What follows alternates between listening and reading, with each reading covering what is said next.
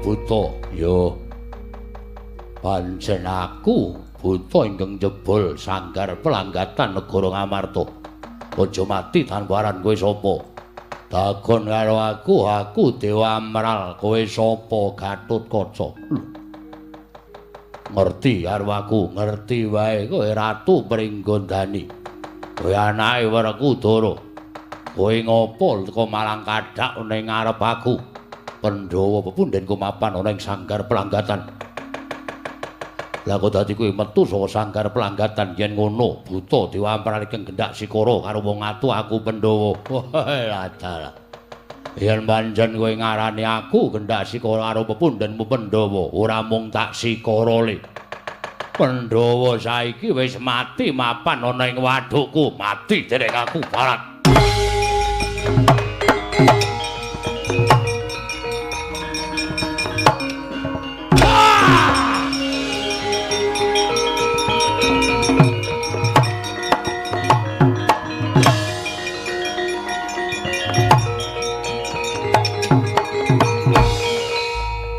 Kakangne ora trima. Lho, kakangne sapa? Kakangne adine. Kowe kakangne Gatotkaca jenengmu Antarja. Ora trima wong atuamu Pandhawa tak pateni, tak untal dadi seni-sening wadukku.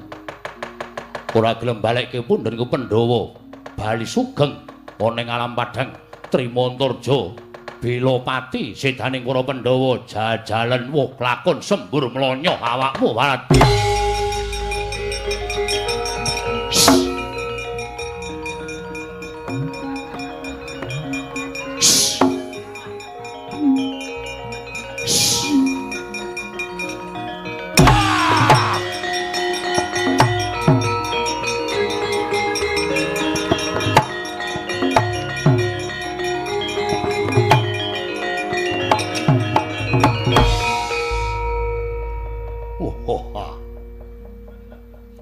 Adine Gatotkaca. Dasar Keparanyata. Sopo kowe? Kowe wis ngerti karo aku dadak takon. Lho, iki piye to iki? Kowe adine Antarja. Heeh. Jenengmu sapa? Alah wong sampeyan ki ngerti kok dadak takon. Aku ora ngerti. Ngerti wae, dosa lho ngapusi ayo. Ngerti to? Jenengmu Antasena. Kowe pengen ngerti karo aku apa ora? Ora. Lho. Iki wong kok angel ora jamak to. Ora arep ngerti karo kowe. Mergo aku ya wis ngerti karo kowe. Lho, aku sapa? Tak sebut nang ngene. Aku tak bengok. Sapa? Kupinge dhuwur banget ya hartane. Omongane nglirih wae. Sampeyan Pak Di Puntadewa. Lho kok ngerti wae. Padhake nek liyane ora ngerti, ning nek aku ngerti kok iso dadi gedhe, Dik. Moko biasane sampeyan ki sok sambat angel gedhe to.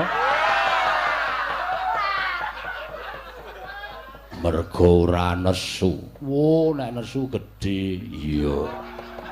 Mula aja sok nesu dhe ndak mbebayani. Nek wis gedhe semono kuwi sapa sing arep ngendhake kamurkaning Pak Di Puntadewa? Jagat ki nganti meh jomplang. Miring jagate, sing sisih wetan tok idak, sing sisih kulon akeh menungsa wae ora iso nandhingi bobote Pak Di Darmakusuma. Iya. Pandhawa ning ndi? Tok pangan po? Ora doyan. Ane ndi?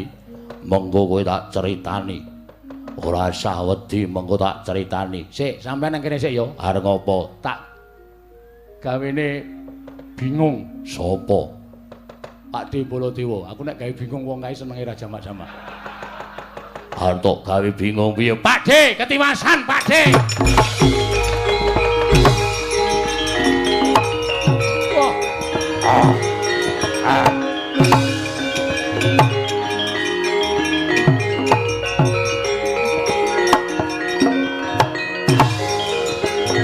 Waduh!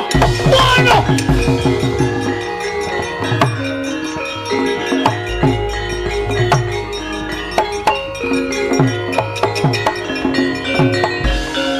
Antasena tiba kowe. Pakde ketiwasan, Pakde. Kakang Garukaja disampluk kontal mbuh tekan ndi? Kakang Antarta disampluk kontal mbuh tekan ndi? Butane gedene ora umum. Aku mungsuh buta mau. Aku wis kandha. Bapakku nendi? Bapakmu do tak untal mati dene aku tak antem ora dirasake. Aku didiak nggon dada ora iso ngapa-ngapa. Megap-megap.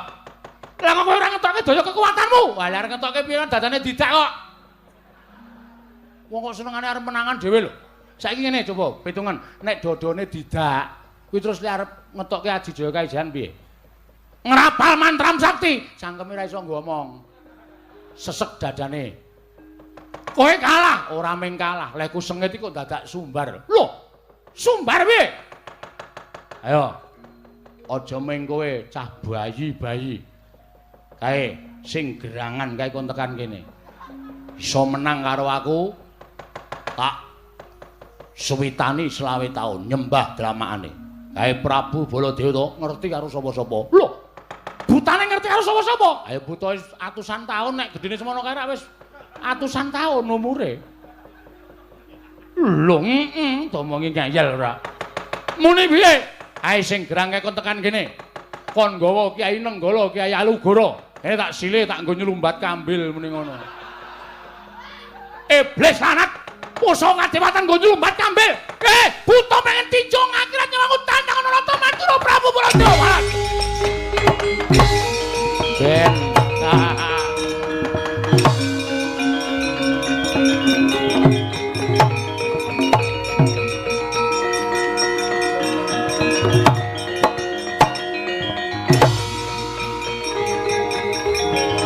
Manus bareng jajaran iblis lanat pa. Ngebelo siramu bareng bacamu. Noto mantura to tantang iblis lanat ku.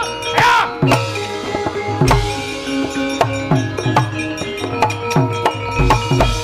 Apa dumeh kowe gedhe? Apa dumeh kowe piwara? Gedene semono aku wedi karo kowe. Kowe nyombari Nata Mantura Prabu Baladewa. Kowe nyombari Kyai Alugara, Kyai Nenggala. Kowe sarep nyawamu. Wah, cangkeme Antasena.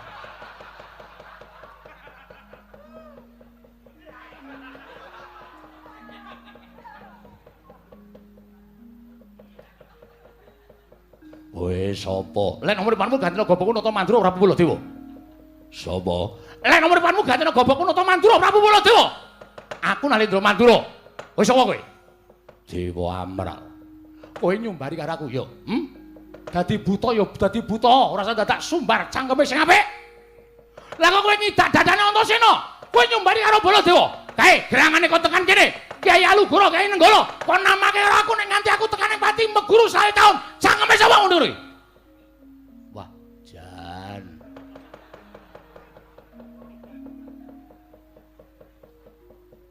Heeh. Yo. Pancen tak ajangi jembar. Aku muni ngono, kowe arep ngopo? Lho, tegese kowe wani karo Baladewa. Sing tak wedeni apamu. Ayo tamakno pusakamu. Wah, iblis lanat, kepengin tinjung akhirat nyawamu. Cocok Kyai Nenggala jeblok wetengmu. Ayo jeblokno nek iso Baladewa.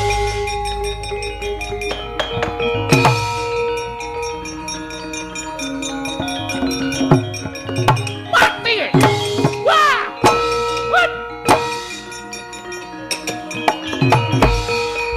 Edan Antasena. Piye? Tak cocok Kyai Nenggala mletek metu genine. Alugara, Dik. Alugara.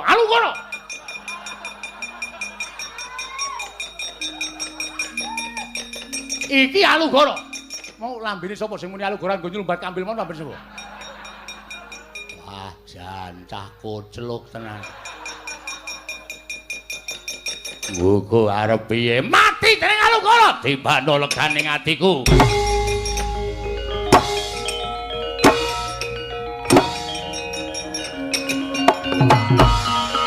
Wedian. Ampuh tenan.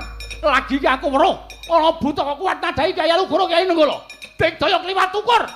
Antasena. Piye? Kalah. Kalah aku. Ha piye iki? Sing tak ndelke kowe Alugara kaya Nenggala ora temomo. Liyane ndi pusaka apa liyane? Tak sileke apa piye? Sileke apa? Bendho apa? Hus. Ratu apa padake bendho? Kuku arepe dhewe. Pandhawa menyang ndi? Pandhawa tak untal ning wadukku. Iblis anak. Apa rumah Samurana sing iso ngembari karo kowe? Apa rumah Samurana sing iso dadi buta kaya kowe? Kowe tak kandhake adiku Ndarawati iblis bebas.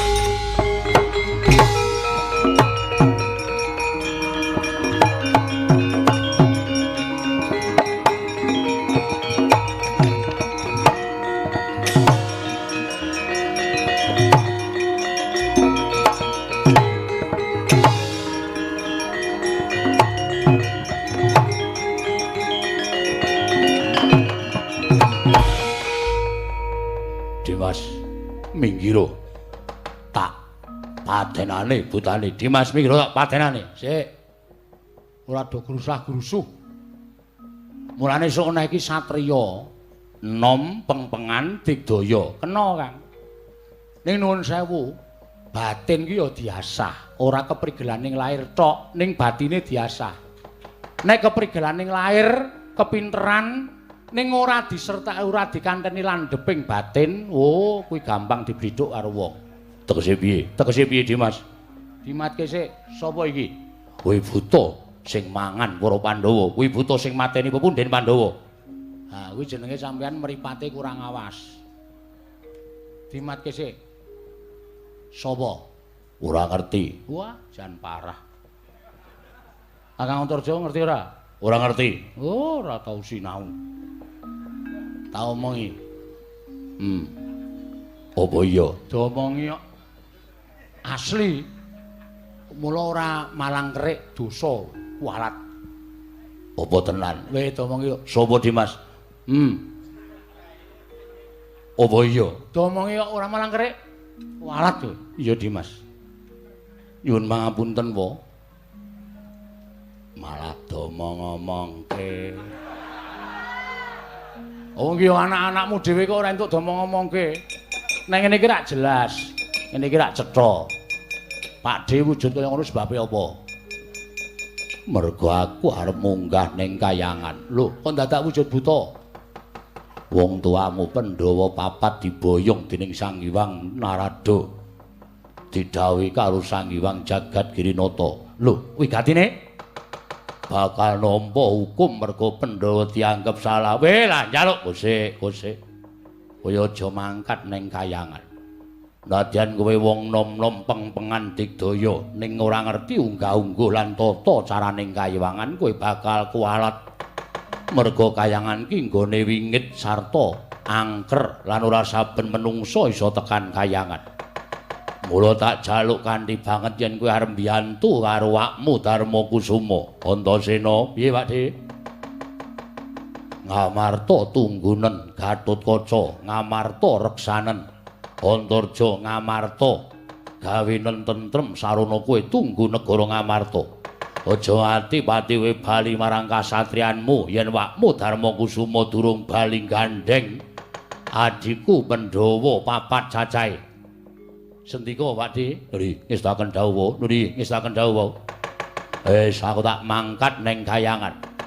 Dewa ora ana sing kuwagang nandingi buta sing gedhene kaya ngene lak nggone gulung kayangan legane ati.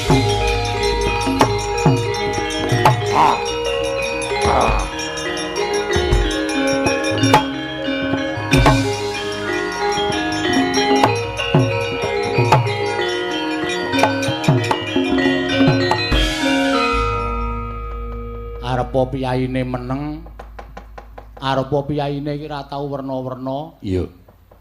Ning nyatane delon. Pakde Darmakusuma kuwi prihatine gedhe, tapa bratane gedhe. Mula nek nesu dadi buta gedene ra jamak-jamak. Iya Dimas. Lah kae tulaten kaya ngono iki ditulat. Ora mung gasah kepinteraning lair tok, ning ngasah kepinteran batin kuwi ya penting, ya wigati, ya to Kang? Ya. Kang Antarja barang kuwi. Le digdaya wong mbahmu ki rajane ngula. Wah, nggone nesu Malik Naga, nesu Malik Naga. Apa naga iku masamu ora ana sing ngalahke, Pak? Naga ki nek nggon film. Lho. Dimas kok tekan ndi-ndi? Wayang ki saiki aja bangep-bangep banget to. Wayang ki ya kena nonton TV. Dadi pengawalamane iki luas. Naga ki nek nggon film iki karo menungso kalah. Mula ana tim pencari naga. Iya. Dimas li ndelok nang ndi? Lali aku wis suwe banget kok pisan. Mula ayo Kang, nunggu negara jumbuh karo dawing Siwa Darma Kusuma. Ya Dimas. Aja nganti ana payo-payo katemping samirana dom sumruping banyu telik Mangindrajala ingkang bakal ngobah-obah katentreman negara ing Amarta. Luwih-luwih aja nganti ana mungsuh ing Kemarajal saka sela-selaning Garu. Iya Dimas. Oh, Mastu nama Sidam Sekaring Bawana Langgeng. Kakang Narada, Kakang Resi Kanika Putra. Ah, menapi di? Ingkang sekawit Kakang ulun suwuni tulung supados samboyong dhateng pun Puntadewa nanging sabab menapa? Dene Puntadewa mboten sowan nanging malah kadangipun sekawan Werkudara Janaka menapa dene kembar. Ah, mugi andados ing kawuningan. Inggih awit saking Werkudara anggenipun nalika semanten ngaturaken pitakonan ingkang mawarni-warni dhateng ing Raka ing Siti Pangadal-udal. Tumuntun Werkudara paring dawuh bilih anggenipun miji sowanipun pun Puntadewa menika adigru namung wakil ingkang Raka ing Siti Pangadal-udal mila adilipun Puntadewa ugi boten sowan wonten ing Kayiwangan nanging namung dipun wakili kadangipun sekawan menika di Kakang Narada mekaten. Ah nggih. Monggo miturut ingkang Raka ing Siti Pangadal-udal menika sampun sak traju ing nami adil. Dene paduka mboten tedhak piyambak wonten ing sanggar pelanggatan negaring Amarta. Mila sawanipun Puntadewa ugi dipun wakilaken kadangipun sekawan. Mboten dados menapa Kakang ingkang baku piranganing Pandhawa sak pirangan sampun sowan wonten ing Kayiwangan. Ah nggih. Tumuli kula aturi paring dawuh lan amiji dhateng sowanipun Werkudara sak kadang. Werkudara nggih. Arjuna kembar padha rareja sak prapta kita. Yo, slamet tekaku. Pangestu paduka pukulun winantu ing Karaharjan. Pukulun wilujeng niring sambi kala sowan kula. Aku ngaturake basaku katura. Iya. Werkudara ulun tampa, ora liwat pangestu ulun tampanana. Monggo dhisik nggonku bakal nampa pangestumu. Merga pangestune wong sengit, pangestune wong ora seneng kuwi ora bakal ndayani apa-apa. Sarta nggonmu nampa kelawan sembahku. Mangsa borong harta tampa lahir batin ya kono ora ya ora apa-apa. Lah rada bocah kok pintere ra jamak-jamak. Ngatos-atos lho Di, Kakang Narada kasinggihan mekaten. Kita ngerti apa to sababe dene Puntadewa ulun timbali. Apa to yen pancen kita ngerti keluputane kadang kita. Siji nganggo jeneng Puntadewa. Loro Puntadewa ngagem gelung keling. Bab perkara loro mau nggonmu ndakwa keluputane kakangku mangsa borong jer kowe wong kuwasa wong duwe panguwasa mula yen to ngluputake lawan titahmu manut karo petungamu mula perkara iki ora tak gawe sabab ning sing tak gawe perkara teka sampeyan kuwi dadi dewaning para dewa Bathara Guru kuwi dadi makuthaning para Jawata disembah dening titah sak jagat lha kok dadi kelakuanmu kaya ngono kowe nuruti karo wong-wong sing ora seneng karo para Pandhawa tumuli mbok turuti kekarepane kanthi sarana kowe nimbali karo Puntadewa ing pangajab supaya Puntadewa bakal mbok patrapi paukuman nganggo pawadan keluputan sing golek-golek kaya ngono kuwi apa jeneng adil kaya ngono apa jeneng wis sak traju karo jejering dewaning para dewa ingkang mangreh Kayangan Suralaya. Werkudara apan keluputane kadangmu ngagem asma Puntadewa lan gegelung keling mau ora bisa di ngapura. Yen pancen Puntadewa mbok anggap luput, aku wis tau tate matur karo Narada kakekku. Kena ngopo nggono ngluputke jeneng Puntadewa lagi saiki? Nggonmu ngluputke Puntadewa nganggo gelung keling lagi saiki. Kena ngopo ora nalika Puntadewa diparingi jeneng Puntadewa Lan nalika gelung mau digelung dening Babu Kunthi, kena ngapa ora mbok luputke? Teka lagi saiki nggon mung luputake karo kakangku Puntadewa. Wah. Jroning nggonmu luputke kelawan Puntadewa iki, aku ngerti ana kekarepan ingkang siningit ning jroning atimu. Mula ora usah dadak kowe kanthi pawadan sing werna-werna. Saiki gage paringa dawuh arep mbok kapake aku sak sedulur iki. Aku mengkari manut. Jernyatane aku titah, nyatane aku menungso, dewa sing paring penguripan karo Werkudara. Dosa apa sing bakal dak sandang yen nganti aku wani nduwa kekarepane guru kakekku, ya sesembahanku. Bathara Jagat Giri Pratingkah paringa dawuh sing cetha, ora usah dadak wigih ringa-ringa. Bathara Manikmaya. Miat langening kalanggiwan agar pandan moncar tinon lir kekonang surem sorot tetahan padang kasoran pajaring purnaming gegono dasari mangsa katiga. Oh Mastu Nama Sidam Sekaring Bawana Langgeng Kakang Rada punapi cetha titis aturipun Werkudara. Mila ampun ngantos baen-baen nganggep dateng pun Werkudara. Terus pundi? Kebuka kewiyak wadinipun Adi Pramesti Bathara Guru. Ing mekaten kula badhe waloka lan pun Bratasena. Kula semanggaken menawi paduka mboten lingsem kula semanggaken. Werkudara, nggih. Pancen kepara nyata apa kang dadi atur kita? Ana titah ingkang kepingin sarta duwe gegayuhan Pandhawa Sirna. Mula kang saka kuwi ulun tumuli ngudanane apa kang dadi pamutahe titah mau. Aku wis ngerti, ora usah dadak mbok kekalang ngrembugmu lan ora usah mbok kandhakake. Sapa titah sing ora seneng karo Pandhawa? Sartane sapa sing matur karo kowe? Aku wis ngerti kabeh. Sira kulup wayah ulun Werkudara wis ngerti. Yo, sak banjure kita kepiye? Yen pancen kuwi dadi pemarming titah sing njaluk patine Pandhawa. Aku ora bakal selak urip ngenteni apa. Sing dinteni mung mati sing becik, mati sing sampurna. Gandeng saka pitunganku mati dibanjut dening sing gawe urip ya kuwi Bathara Guru sing menehi penguripan karo titahe. Kuwi mati sing sampurna. Aku sak sedulur iki patenana yen pancen bakal mbok patrapi paukuman wenana paukuman sing abot. Werkudara. Aku malah kaya ngono tembungmu iki piye? Ya wis ben. Ora usah melu-melu. Yen pancen kita kepengin mati, kita njaluk paukuman apa? Paukuman sing abot dhewe. Paukuman sing abot contone kepiye? Cemplungno aku ning kawah Candra Dimuka. Dimeninggal tekaning pati. Wah, aku ikhlas sak sedulur. Janaka kembar ora bakal wani munjo atur ning aku wani matur karo guru kakekku.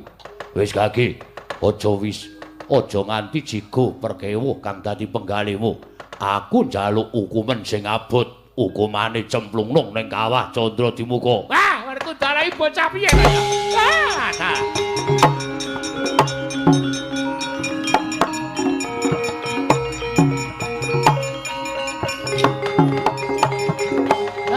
Perkencong warudaya pak pong bu bolong kali cedhe sapa sing gawe lah. Piye to, Ngen? Kawah Candra Dimuka ki panggodhoganing sukma ingkang nandhang keluputan. Lah kok malah kita njaluk kepengin dicemplungake ning kawah. Panasing geni Candra Dimuka kuwi 1000 panasing marcapada. Lah kok malah kepengin dicemplungke ning kawah. Wah, ya wis ben. Wis tak niati. Kanthi cara mengkene bakal ketekan penjangkaning Werkudara. Kita darbi penjangka apa? Kuwi dudu perkaramu, dudu urusanmu. Kuwi urusane Werkudara, perkarane Werkudara. Ya to yen pancen kaya mengkono, ulun bakal dawuh Sang Hyang Yama Dipati. Kine nyemplungake kita ana ing kawah Candra Dimuka. Ora usah dadak dawuh karo Yama Dipati, adiku terus tak gendhonge aku tak nyemplung dhewe ning kawah Candra Dimuka.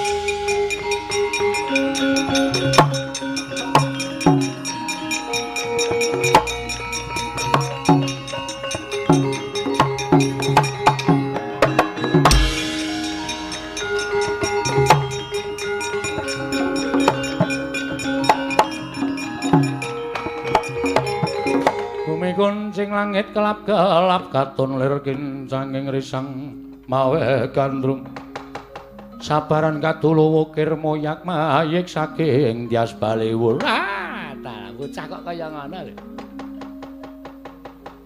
Tetek sentosa kaya gunung waja atine si Werkudara. Kakang Rada, menawi sampun perkawis menika malah sampun paripurna. Tegesipun paripurna Pandhawa sekawan sampun pejah wonten ing kawah Candradimukha. Ah, panjenengan ya kebangetan nuruti karo pamuthahe Betari Durga ya. Lah pamuthahe Betari Durga menika ala, elek panjenengan iso ngudaneni menika nek panjenengan Pak Sami kemawon mboten dahar nangkane ning gabul pulute. Bejo cilaka bungah susah kepenak lan rekoso kula ingkang badhe nanggel kula tunggak waru godhong dadap tegesipun mboten melu-melu mboten melu nggarap. Nek wonten menapa-menapa kula aturi nyangga piyambak Adi Pramesti Bathara Guru.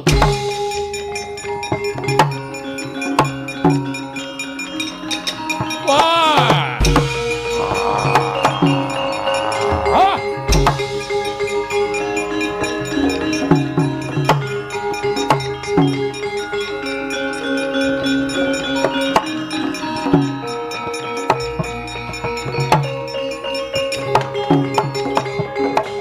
Pandhawa tata gati wisraya Indriyaksa sara maruta. Wah, kaget aku. Wah, lah kok ana buta gedene semono mlebu ning Bali Marti Kunda Manik nganti ngrontoke usuk. Pripun, Di? Menika sinten, Kakang? Aku lho piyambak mboten mangertos. Panjenengan menika kudune luwih pana, luwih cetha. Luwih pertitis nggone nyawang kalian yaksa menika. Lah kok dadak takon lho. Wong Mastu nama Sidam Skaring Bawana Langgeng. Ana yaksa kita sapa? Aranku Dewa Amral Bathara Gulu. Dewa Amral? Ya. Wigatine apa dene jeneng kita? Teka munggah ning kaewangan wis mangabad-abad uripku ning alam padang. Aku kepengin ninggalo tekaning pati mula ora ana sing iso nyampurnakke lawan patiku. Tumuli aku duwe penemu munggah ana ing kayiwangan sampeyan sing menehi penguripan kelawan aku sirnakno aku patenono. Supaya enggal mancing ana ing kasuwargan uriping Dewa Amral iki wis wareg mangan gempalaning jagat legiasi ning kahanan. Kakang Rada, punapi yaksa menika nyuwun pejah. Pejahi. Apa jare Pandhawa ora lupute dipateni kok. Buta sing kepengin njaluk mati ora dipateni menika. Menika jenenge mboten adil. Nai ngaten kula kedah mejahi dhateng yaksa menika. Wong nyatane njaluk ruwat ya diruwat. Yaksa, ana apa? Yen kita kepengin tekaning pati, ulun ingkang bakal nglebur kelawan jeneng kita. Ayo, aku leburen. Ning kosok baline. Ora iso nglebur karo aku tegese ora pantes dadi dewa ning kayangan aku sing ora trima guntur geni guntur angin sirnakno yaksa iki Dewa Amral guntur geni guntur angin.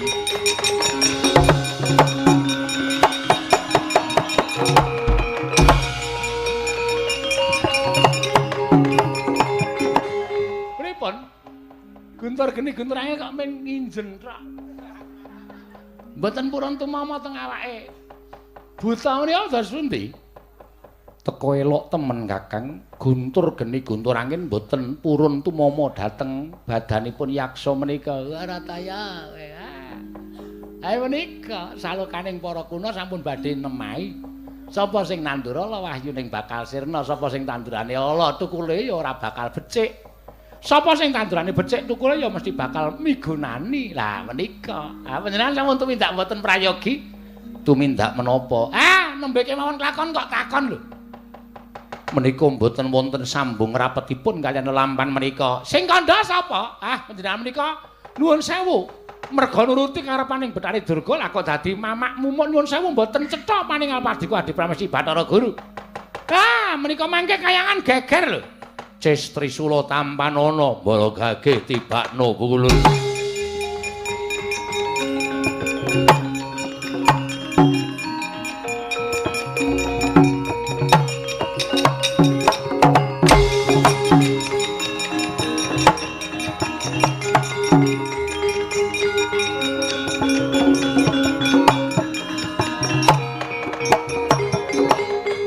pripun? Si es pripun? Cis, cis pripun? Kemama lho mboten? Mboten, Kakang. Ora saya. Pusaka kadewatan sing ampuh dhewe cis Tricula Ratu Mama iki dadi apa kayangan. Cuma. Aduh. Yaksa, aku ora iso ngruwat kelawan jeneng kita. Ora iso ngruwat karo aku. Mboya bisa kowe sing tak ruwat. Aduh mati aku, Kakang.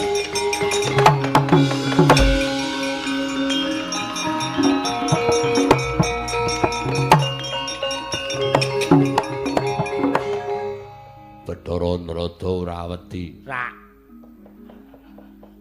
Ora wedi. Yen Bathara Guru ora weruh mergane katabetan tumindak ala. Mula paningale ya peteng. Ning nek ulun ora. Kok iso dadi gedene semono iki mbak aku njaluk. Njaluk apa? Carane piye supaya iso dadi gedene semono kuwi? Iku dudu perkaramu. Wis kana dioyak. Yen perlu dikapokke tumindake pancen nalisir saka angger-anggering kautaman Dewa Amral. Yo, Bathara Guru ya aja mlayu e.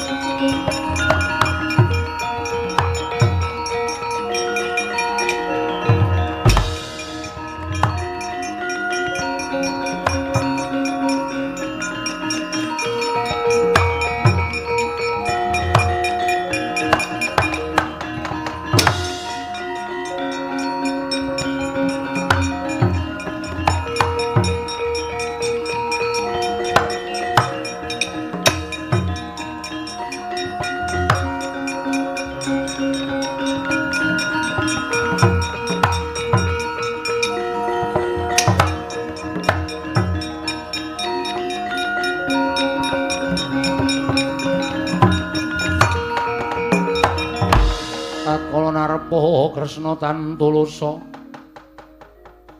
anyokring mring Sang Resi Jahnawi Suta Setyaki wonten timbalan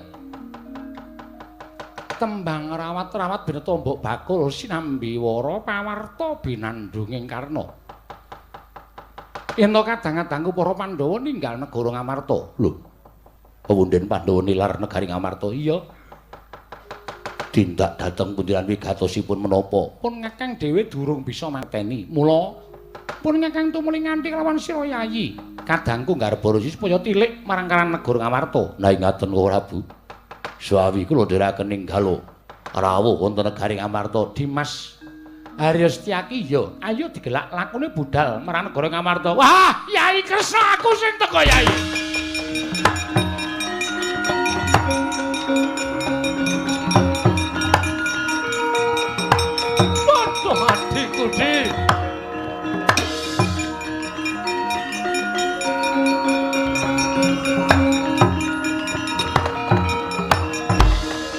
Prabu ya melajar wonten menapa yai kadangipun Kakang pun Kakang niatku bakal sowan ana negara Ndrawati nanging kepasang yogya katujuh ing nudiripun Kakang pinanggih kelawan sira yayi ana ing marga siadhar tedhak menyang endi badhe sowan wonten negari Ngamarta lah kowe tak kandhani yen to dina iki negara Ngamarta jebol lho sababipun menapa Kresna aku krungu kabar tembang rawat-rawat bineta mbok bakul sinambi wara. Yen to kadangku para Pandhawa mapan ning sanggar pelanggatan. Nalika pun Kakang prapta ana negara Ngamarta, aku takon karo anak-anak Pandhawa apa te sababe Pandhawa mapan ning sanggar pelanggatan. Gatotkaca Antarjatasena ora iso wangsulan dumadakan ora kanthi kenyono-nyono. Sanggar pelanggatan negara Ngamarta jebol. Ana buta ingkang gedhene kliwat ukur. Miturut kabar Pandhawa dipangan karo buta kuwi Kresna.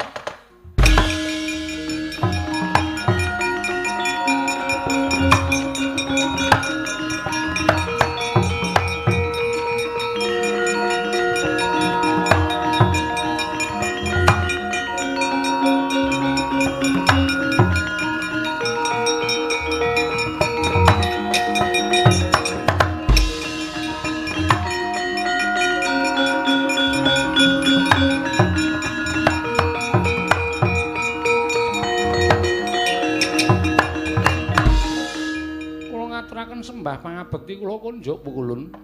Ya Kresna ulun nampa. Pukulun ngaturaken sembah pangabekti kula kunjuk. Baladewa ulun nampa. Wonten menapa Pukulun teka mlajar-mlajar semu kami gilan.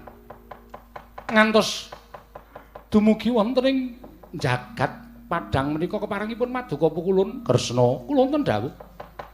Ulun nyuwun senjata pitulung.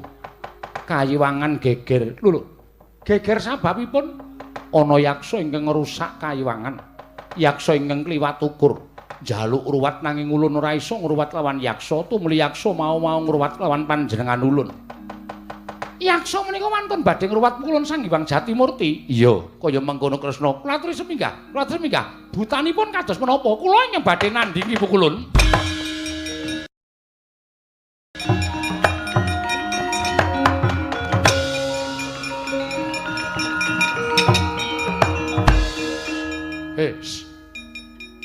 Kresna, wonten dawuh.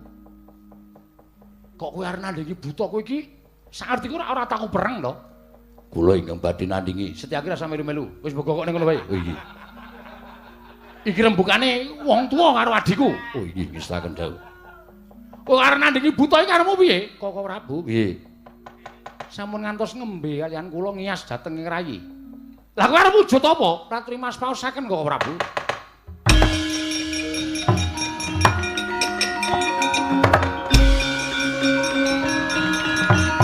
Oh. Wah, ladalah. Wah, edian.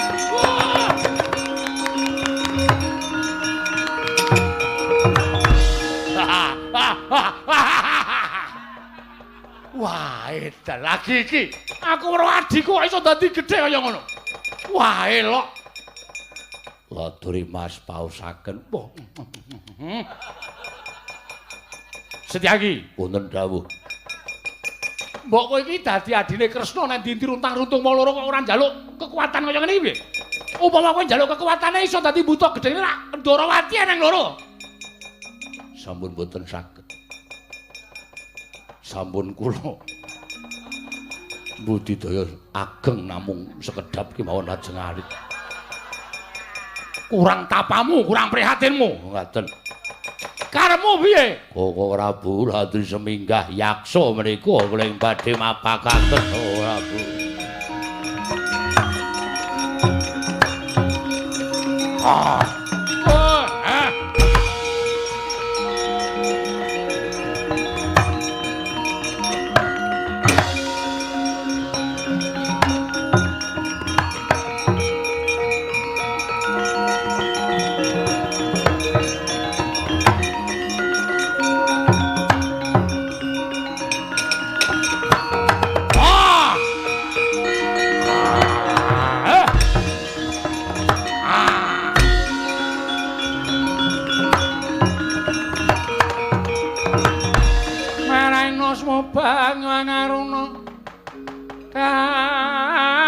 Netrane nganggo rapuh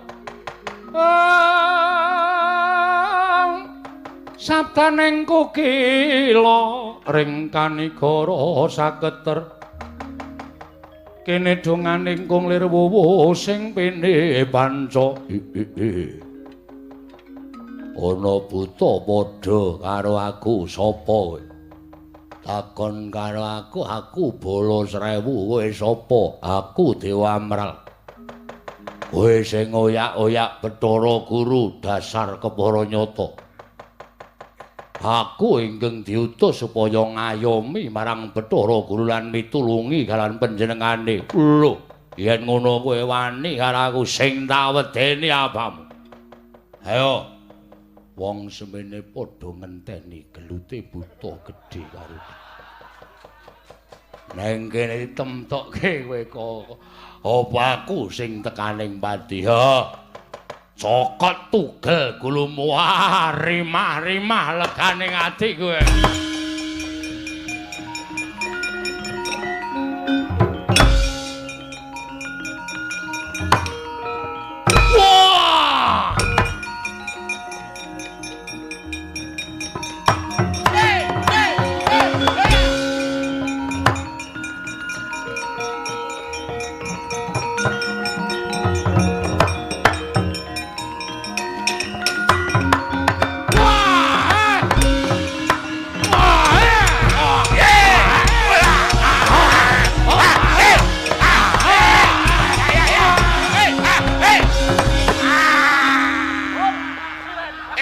Me geluting buta gedhe loro. Cokot cinokot banting binanting. Monggo para penonton kula aturi mbayangaken piyambak-piyambak. Sile ungke genti kalindhe. Teka kowe mangkono pangudas maraning yaksa. Yai Prabu, lho. Menika sinten? Menapa panjenengan supe kalian kula? Oh, Koko Prabu Ndarawati kasinggihan mekaten. Kula pancen jarak wujud kados mekaten. Krana kula ngertos ingkang dados yaksa menika Yayi Punta. Kadang kula sekawan dipun banjut dening dewa, monggo kayangan digawe sungsang bawana balik. Wah!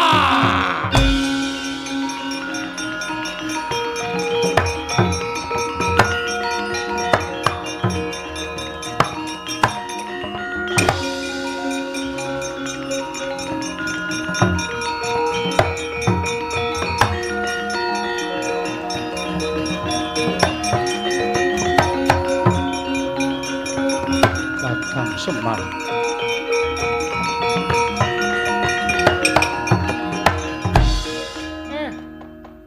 Manik Maya iki kasinggihan Kakang. Sapa, Pak? Bathara Guru. Gong. Bathara Guru, Gong. Ya ini kok wis mangkati muridé rong do tangi.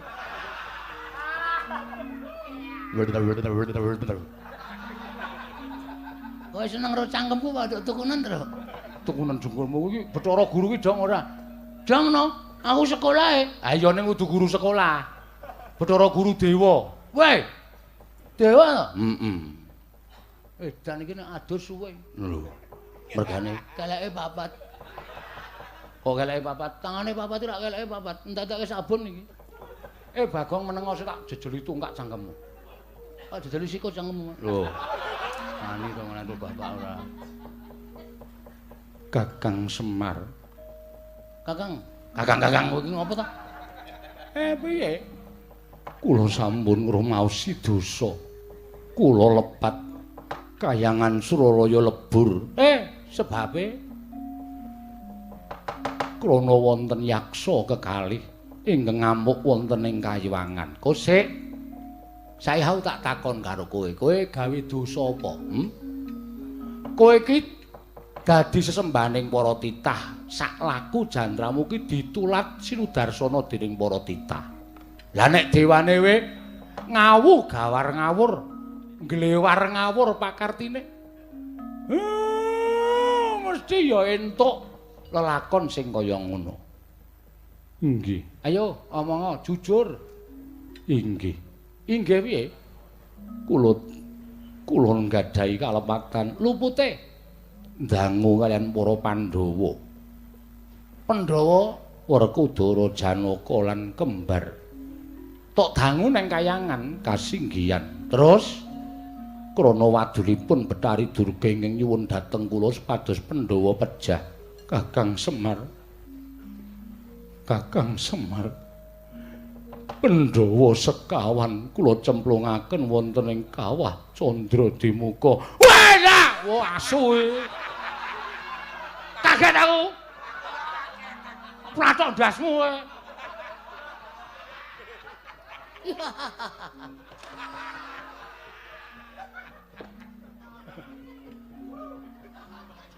Kula pacul cengele tenan kowe. Pacule tak delikke. Ngayal tenan kok pancen ora. Lah kowe nek ora ngentaske ndaraku kayangan ora bakal tentrem guru tak kandhane.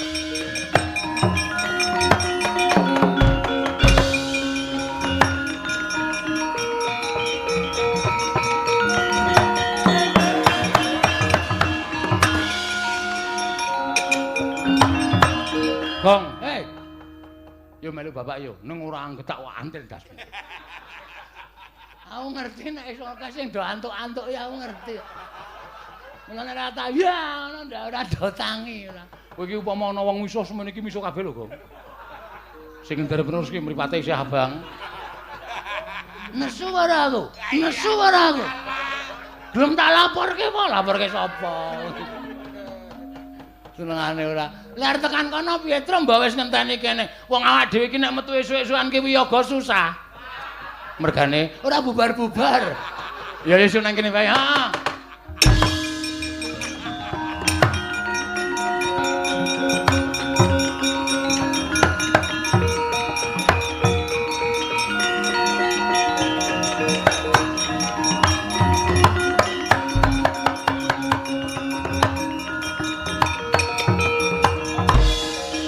Prong kembar wonten dawuh Kamas wonten dawuh Mas. Wah ikhlasno lahir batinmu ujaring para sepuh padha ngendikake wong sing ora dosa nyemplung ana ing kawah geni ora bakal kuat ngobong karo wong sing bakartine becik. Sabaro yen pancen iki dadi srana gone ketemu karo wong tuane awake dhewe. Ikhlasno upama mati ya mati ya urip ya muga-muga ana penguripan mapan ana ing kawah Candra Dimuka. Oh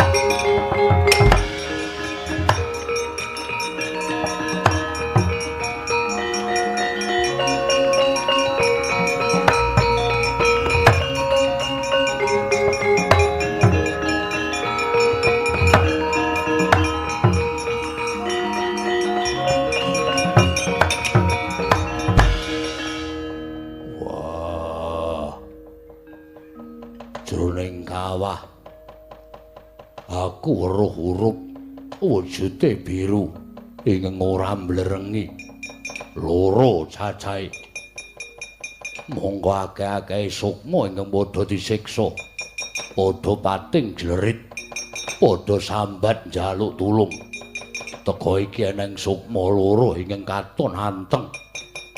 Wah iki sapa? Atmajaku nggir. Putraku wong gagah, putraku wong jlunet. Werkudara Janaka kembar.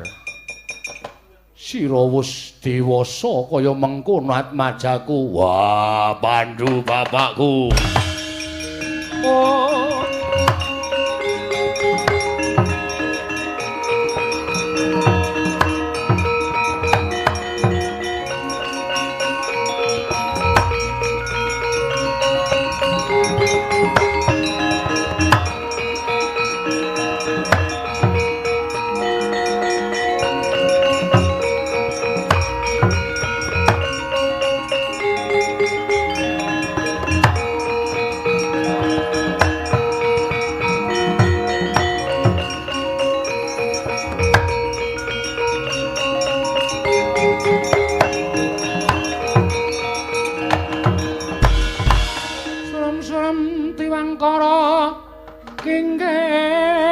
Mangusa kang layon denya ilang kang memanise wadananira layu kumel kocamrah nyomaratani wah Madrim Pandhu bapakku ora ono jebul bener apa sing ndarasake sampeyan isih mapan ana ing kawah. Kanjeng Ibu Madrim, Kanjeng Rama kula mboten badhe wangsul. Kula nderek jeng ngandika. Nggih, Kanjeng Ibu kula nderek jeng ngandika. Kanjeng Ibu kula nderek paduka Kanjeng Ibu tuwin Kanjeng Rama kula mboten badhe wangsul wonten ing Janarata Kanjeng.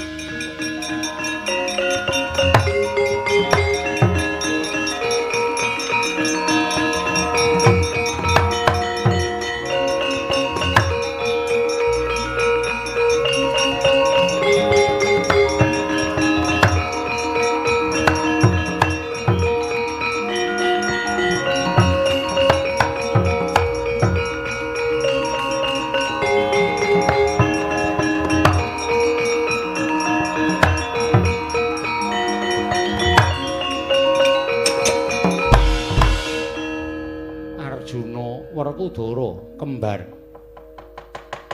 Marata gage midhangetna apa kang dadi pangandika ulun tumrap jeneng kita. Ulun nyuwun mangapura. Ulun wis luput, ulun wis kleru.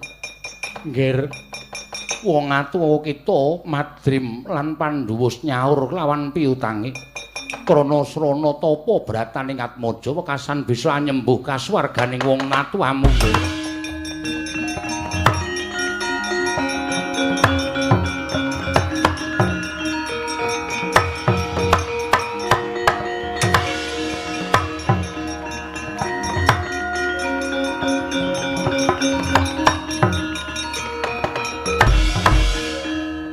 Werkudara Arjuna. Piye? Wong atuwamu wis padha munggah ning kasuwargan. Kinarya srana nggone ulun wis nandhang keluputan. Ulun paring liru kelawan kita nggone wis budidaya nyuwargake wong atuwa kita lan wis kelakon. Ulun njaluk tulung menapa pukulun. Ana yaksa loro ingkang ngamuk ana ing Kayiwangan sirnakna nyuwun pangestu paduka kanthi pukulun.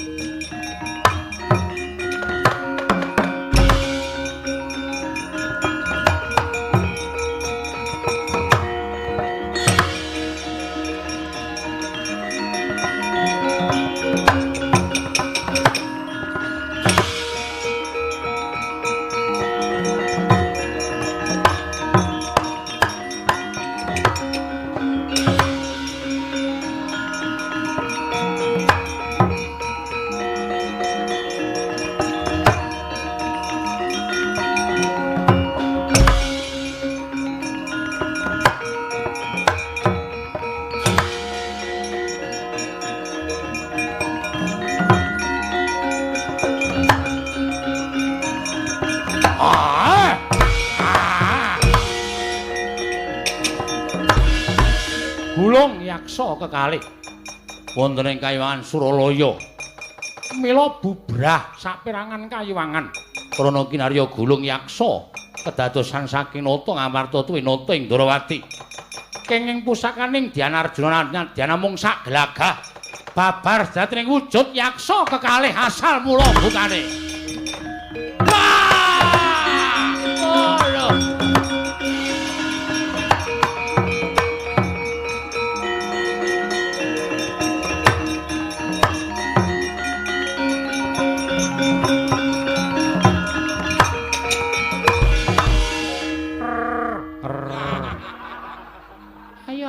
Ayo amuk. Cokot tugel gulumu. Cokot tugel dadi papat.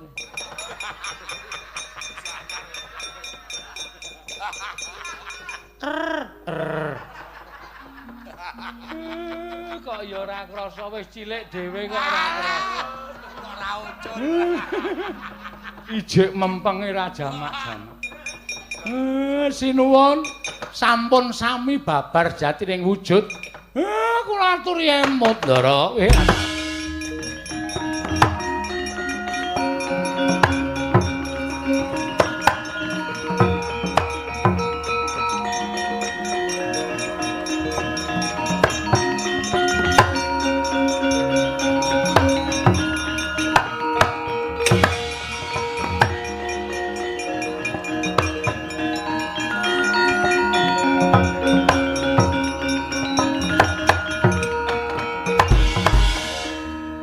Werkudara. Ya. Yayi Panengah. Wah, ndisi mudhun ana ing negara Ngamarta. Yayi kadanging pun Kakang Mbarep piye? Sasuwening siadi mapan ana ing Kayiwangan.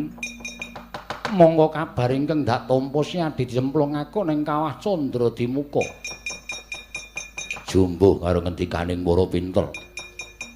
Kawah Candradimuka kuwi bisa niteni marang kelakuaning para titah. Yen Bathara Guru mung nggunakake rasa sengit kelawan titahi tumulini bage pidana kelawan titah mau. Mongko tanpa dosa, tanpa luput. Genining kawah ora kawasa nglebur marang ragane wong kang tanpa dosa. Mengkono Dimas. Yo. Mula gandeng niatku ora duwe niat wani karo Bathara Guru. mung duwe niat kelakon penjangkaku nyuwargake kalawan wong tuaku. Mula nalika aku manjing jroning kawah ora katon panas malah wis ketemu karo Pandhu lan Babu Madrim. Saka panguwasaning Bathara Guru lan Bathara Guru wis njaluk ngapura marang para Pandhawa. Babu Madrim lan Bapa Pandhu wis munggah ana ing kayiwangan. Wela dalah adikku diadiku Werkudara.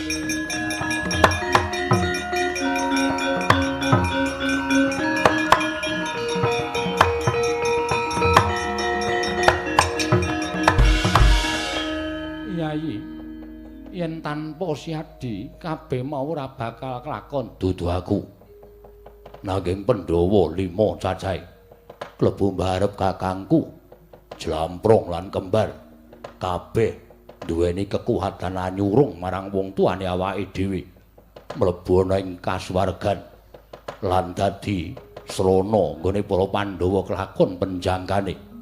Mbarep kakangku sekawit aku wis matur bocah ingkang di anakake dening wong tuane kudu bisa mikul dhuwur mendem jero karo wong tuwa. Srana ngabekti lawan wong tuwa lan ndongaake marang wong tuwa yen wong tuane wis ora ana supaya wong tuane disuda dosane ing kala munggah ning kasuwargan. Apa sing ditindakake dening Pandhawa wau nyatane wis kelakon. Iya Dimas. Nyai Werkudara gendongen Nyai Darmaji ayo bali marang negara Ngamarta. Wah, iya.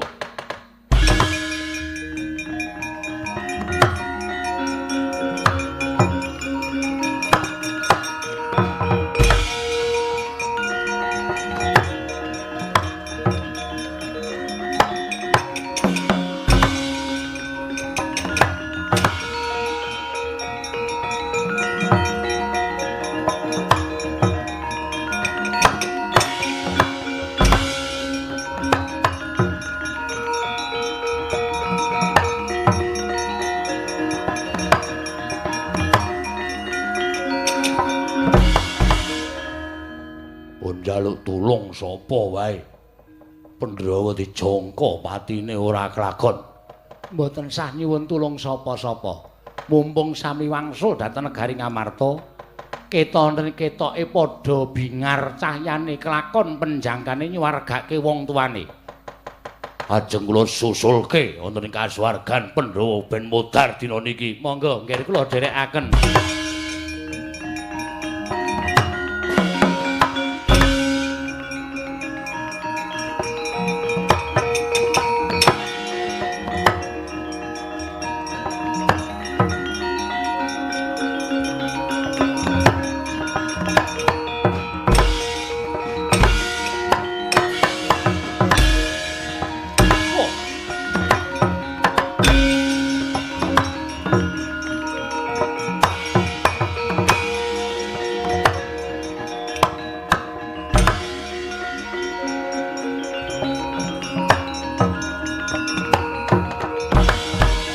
Arsa madange jagat mungup-mungup paning sak pucaking wukir marebak bangsa mirat keneng soroting surya mega lan gunung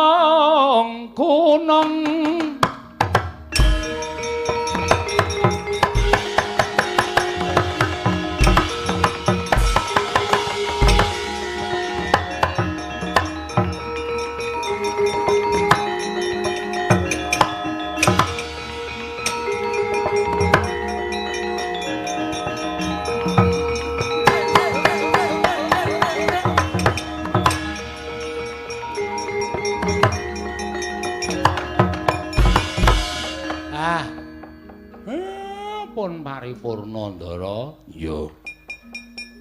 Pancen bener. Ngendikamu Semar nggih. Mugi-mugi sedaya menika dados kaca benggala. Ya. Supaya sedaya menika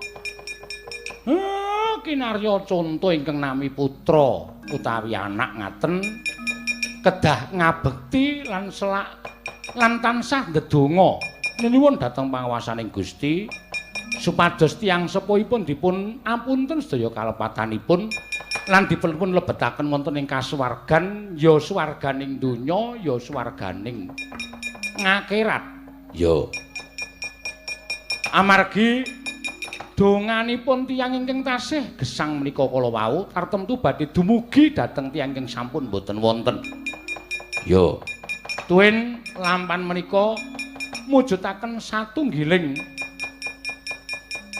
pesen ingkang mulya lan inggil derajatipun kagem para pamirsa para lenggah inggih menika babakan jiwa lan pakarti ingkang sae para satriya ingkang jujur lan sabar ikhlas anggenipun budidaya lan wantun ngorbanaken menapa kemawon kinarya anjagi dhateng kaleresan lan tansah nengenaken dhateng bebener ya Semar mugi-mugi sedaya pinanggiya wilujeng liring sambikala mboten manggil setunggal menapa sura sudira jaya ingkang retso brasata kamilah darmastuti rayu sami makarya rayu samya pinanggih kula pribadi lan kanca-kanca kula minangka wakilipun nek wonten lepat nyuwun pangapunten nggih Ndara